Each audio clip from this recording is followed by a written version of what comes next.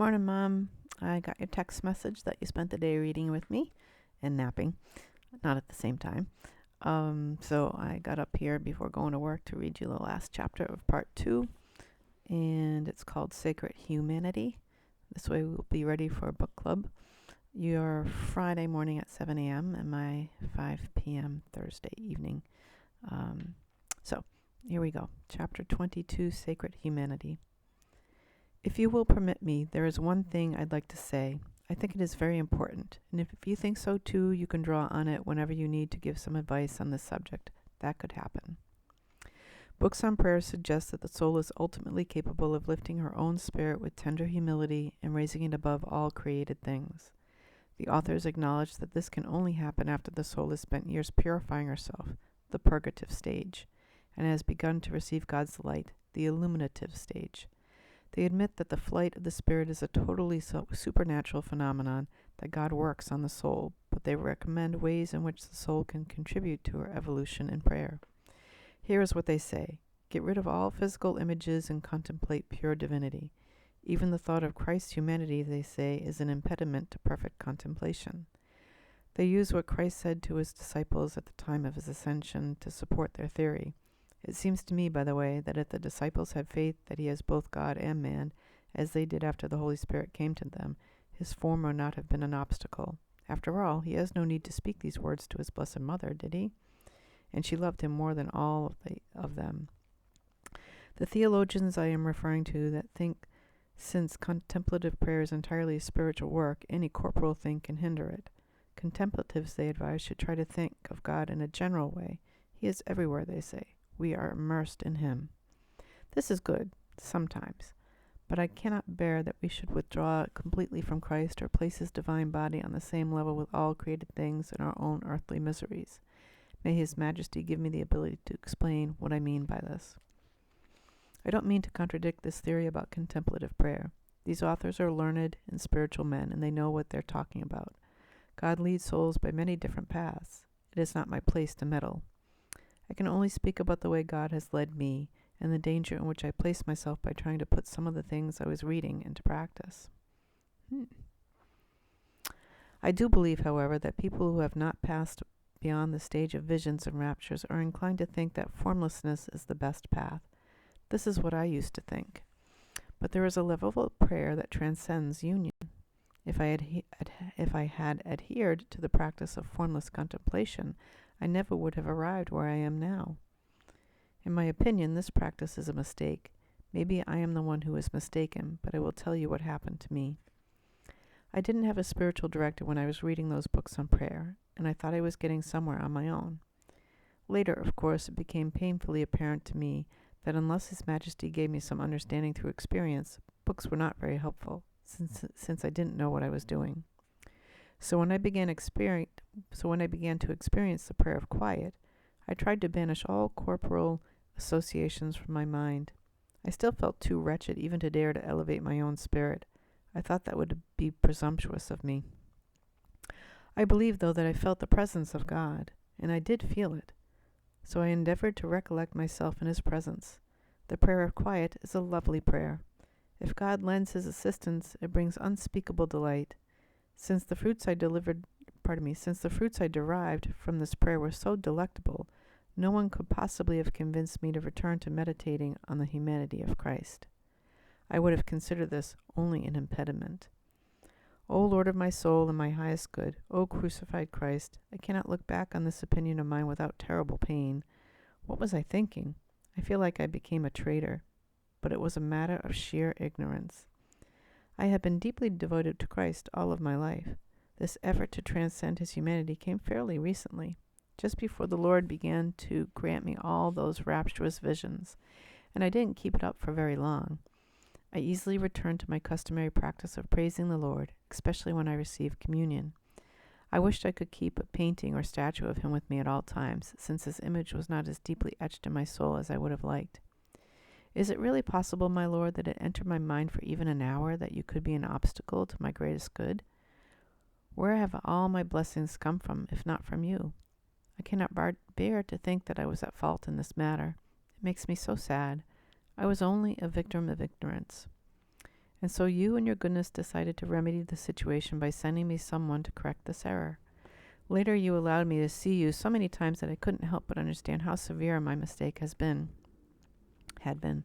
This moved me to convey this truth to everyone I could and to write it down here. In my opinion, this rejection of sacred imagery prevents souls who have already tasted the prayer of union from evolving beyond that experience and attaining radical spiritual liberation. I have a couple of reasons for thinking this. Maybe I'm not saying anything at all, but I learned this from experience. My soul was in terrible shape before the Lord flooded it with His light. His blessings were coming in small packages. Once I had opened them, it was over.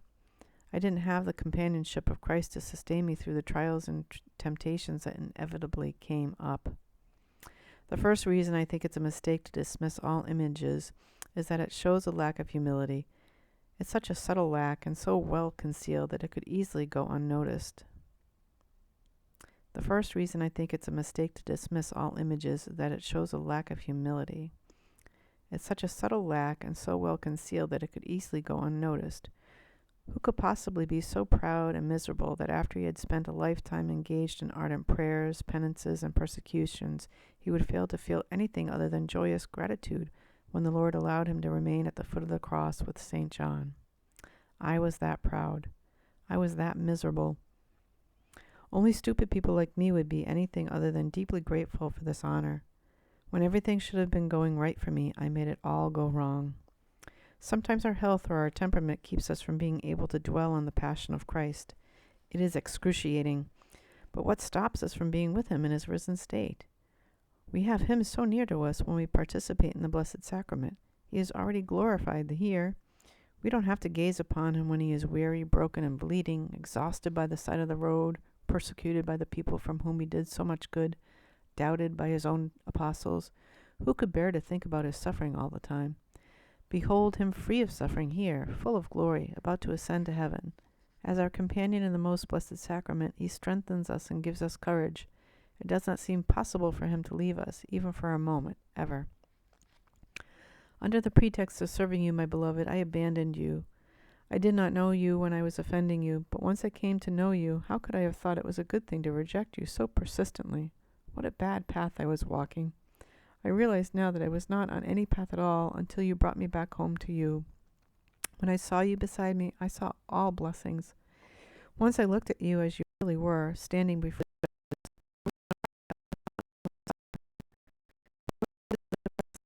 good friend and excellent master, one who stepped forward to be the first to suffer, can endure all things. The Lord helps us. He gives us strength and never fails us. He is a true friend.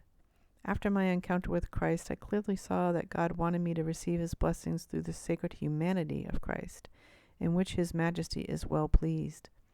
I have learned this truth over and over again through experience. The Lord has told it to me. I have definitely seen this, that this is the gate I must pass through if I want His sovereign majesty to reveal great secrets to me. And so, even if you have reached the summit of contemplation, you can trust that if you take this path, you will walk safely. All the blessings we seek are available through this Lord of ours. He will teach us everything. All we have to do is look at the example of His life. Unlike worldly friends, this friend will never abandon us in our labors and our troubles. What more could we want than to have such a companion by our side? Blessed is the soul who perpetually keeps Him near. Think of the glorious St. Paul. It seemed that the name of Jesus was always on his lips. That's how close he held his Lord in his heart. Ever since I had this realization, I've been carefully considering the lives of some of the great contemplatives and saints. I see that they also took this path. St. Francis through the stigmata, St. Anthony of Padua with the infant. St. Bernard rejoiced in the sacred humanity, as did Catherine of Siena and many others. You know this list better than I do. Of course, the path of turning away from forms must be a good one if so many spiritual teachers advise it. But in my opinion, it's only appropriate when a soul is very advanced. Until then, it is best to seek the Creator through His creatures. The ability to transcend the physical depends on the particular blessing God grants each soul. I'm not talking about that. I'm talking about the most sacred humanity of Christ, which should not be equated with ordinary corporal things. I wish I knew how to explain this clearer. Once God decides to suspend the faculties, this presence is taken from us. Even if we desire to hold on to Christ's form, all forms fall away. We accept this. Blessed be such a loss that enables us to fully enjoy what we seem to be losing. Only then is the soul completely engaged with loving the one the intellect labored in vain to know. Then she loves what she did not understand. Then she rests in a joy she never could have experienced unless she had lost herself to gain herself.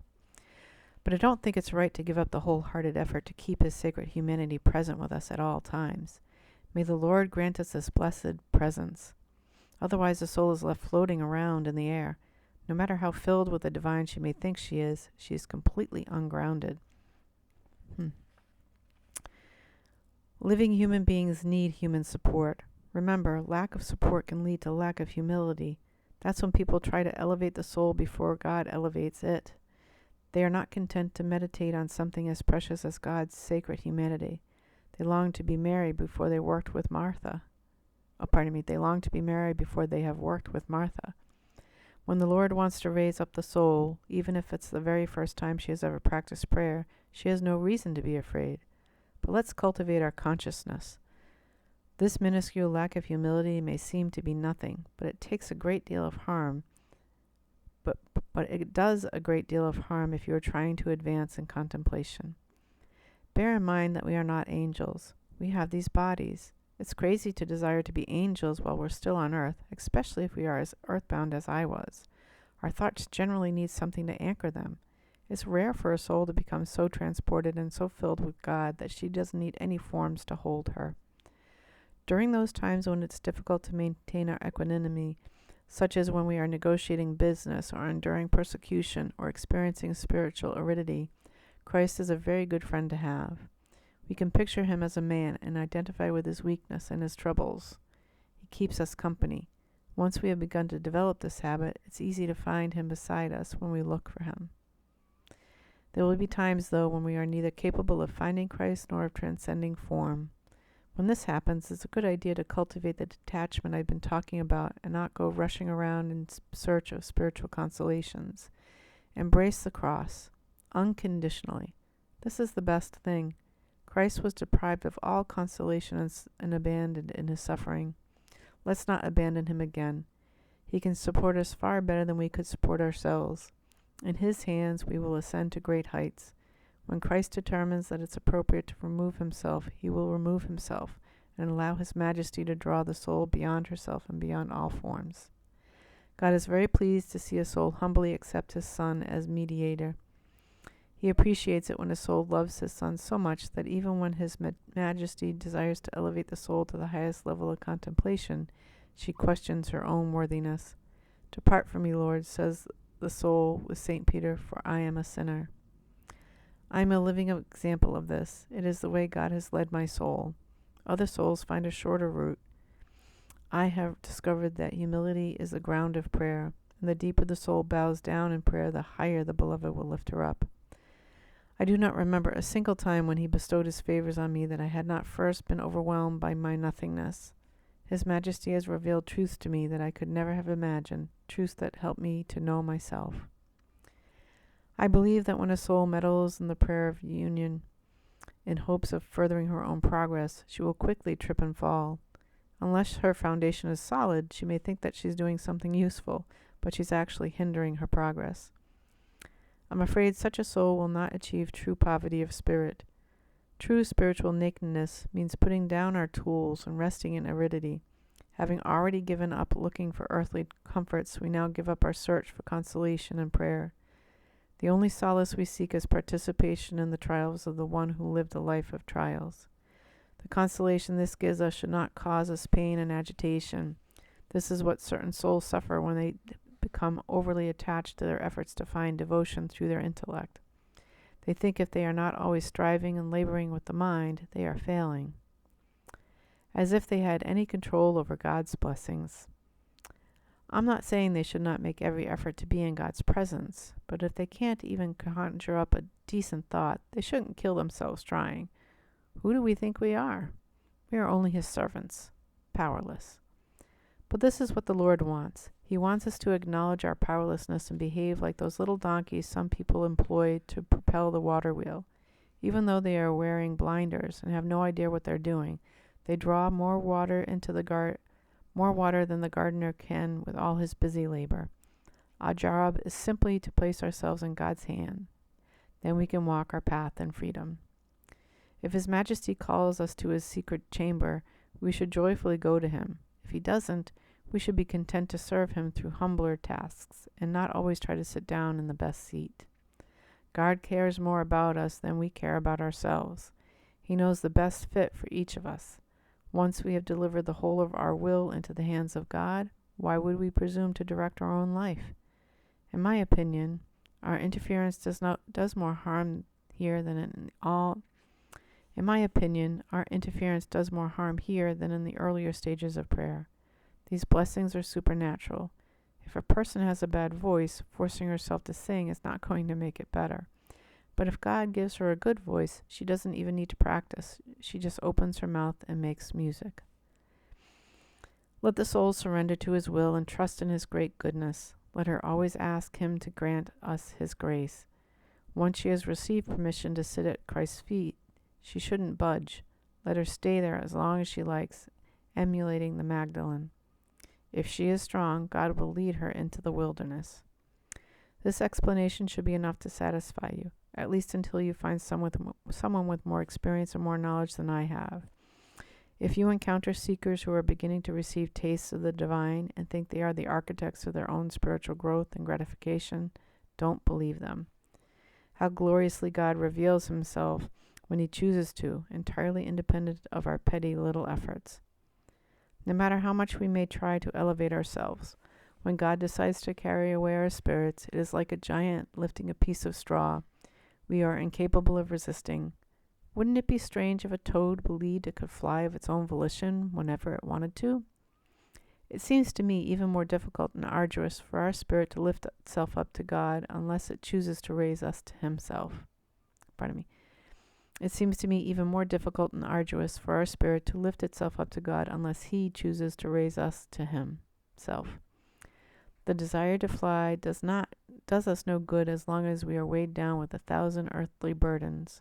It is true that flying is more natural to us than it is to a toad, but we have become mired in the muck and have lost our ability to soar. I'd like to conclude by saying this. Whenever we think of Christ, we should think of His love. It is with love that He has bestowed so many gifts on us. It is with love that God has given us such a sign and promise of His great love. Love gives rise to more love. Even if we are just beginning on the path and are still very wretched, let us strive to carry this divine love with us wherever we go and to increasingly awaken ourselves in love. If the Beloved decides to bless us by pressing the seal of His love into our hearts, everything will be easy for us. Heavy tasks will become light, and we will finish them quickly. God knows how much we need His love.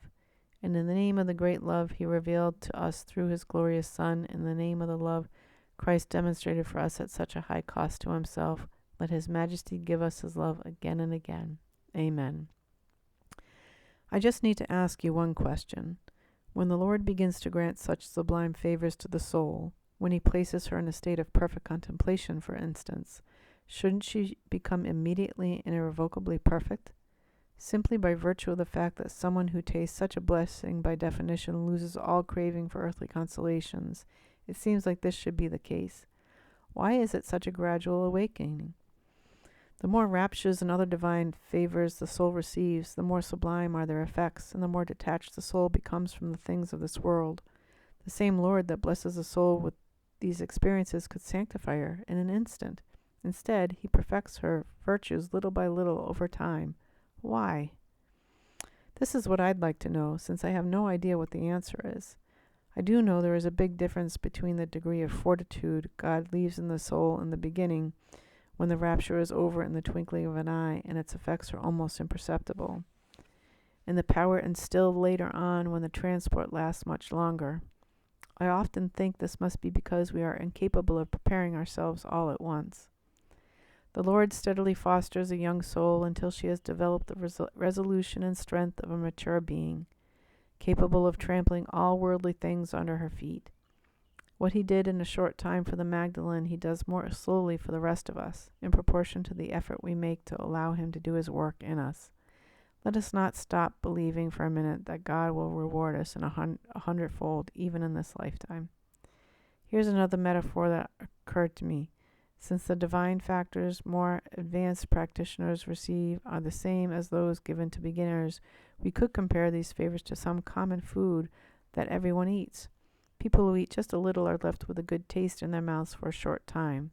Those who eat more derive some nourishment from it, and the ones who eat abundantly draw life and strength. In fact, this last group eats the food of life so often and is so filled by it that no other food could possibly satisfy them.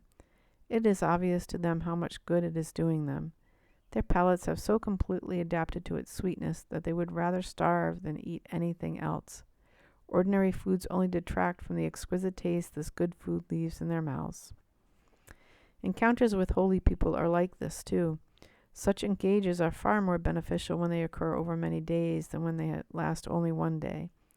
If our conversations are prolonged, we take on the qualities of our saintly companions, God willing. It all depends on what His Majesty wants and who He chooses to bless and in what ways. The important thing is that anyone who begins to receive divine favors needs to make up her mind to detach herself from the world and cherish those blessings as they should be cherished. It seems to me that His Majesty is testing us to see if we truly love Him. First He challenges this one, then that one. If our faith has faltered, He must reveal Himself with such sublime joy that it quickens our faith by offering us a glimpse of what is to come. Look, He says, this is only a drop in a vast sea of blessings. He leaves nothing undone for those He loves. Once He sees that they have accepted His gifts, He gives of Himself without end. He loves all who love Him. What a good beloved we have. What a good friend. O Lord of my soul, who has the language to explain what you give those who surrender to you, who could ever express the terrible loss of the ones who attain this state only to lose it by holding on to themselves? I know that this is not your will, Lord. You prove this by visiting a dwelling as meager as mine. May you be blessed forever and ever.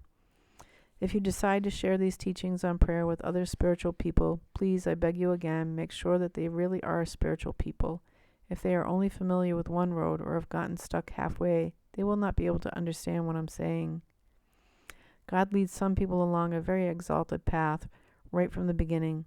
Then they think that everybody else should walk the same way, quiet in the intellect, avoiding all forms and images. But by following these practices, some people end up as desiccated as dried up husks.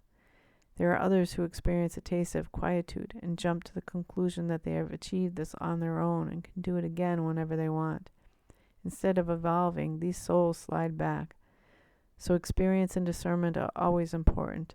May the Beloved in His goodness grant us their qualities. All right. Well, love you, Mom. And that was the end of part 2. I will start part 3 at some point in time to get us caught up. Visions and Voices is that section of part 3. And that's as long as parts 1 and 2, a little bit longer than parts 1 and 2 combined. So, and I hope you have a beautiful day. Give my love to Peter and Mariam. And I will hopefully talk to you later today or tomorrow. All right, love you.